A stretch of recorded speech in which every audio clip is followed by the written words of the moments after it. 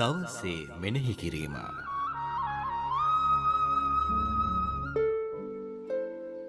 ප්‍රේමවන්ත සහෝදර සහෝදරි, අද ශුද්ධ සභා මාතාව අසීසිය සාන්ත ෆ්‍රැන්සිස් මුනිදුන්ගේ මංගලෝත්සවය ඉමහත් හරසරින් යුතුව සමරනු ලබනවා.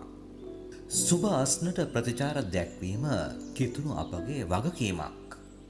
ප්‍රාතිහාර්ය පාමින් දේශනා කළ සුභාස්න සිතා මතාම ප්‍රතික්ෂේප කිරීම නිසා ජෙසුස් වහන්සේ කොරාශීනය සහ බෙත්සයිදාව පිළිබඳව ඉතාමත්ම දුර්මුඛ වූසේක.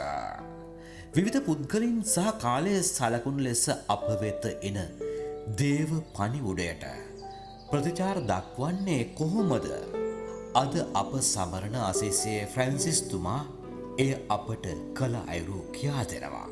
මුලදී සොල්දාදියෙකු වූ එතුමන් පසුව දේව පණිවිඩයට අවනත වෙමින් ලෞකිකත්වය බැහැර කොට දිලිඳු කම තුල දිවි ගෙවමින් දේශනාවාදී පැවිදිවරයෙකු ලෙස මහඟු සේවාවක් ඉටු කරනු ලබනවා. විශේෂයෙන්ම සුභාදහම තුලින් දේව අනාවරණය හඳුනා ගැනීමට ශුදු ෆ්‍රැන්සිස්තුමා අද අපට ආරාධනා කරනවා.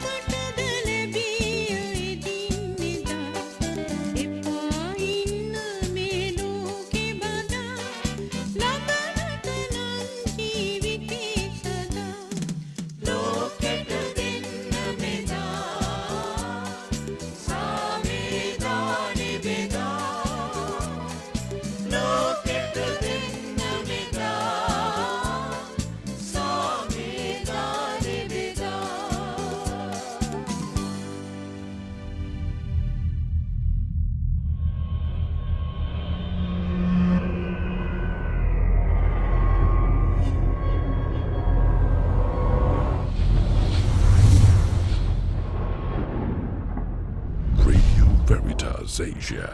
Sinhala service.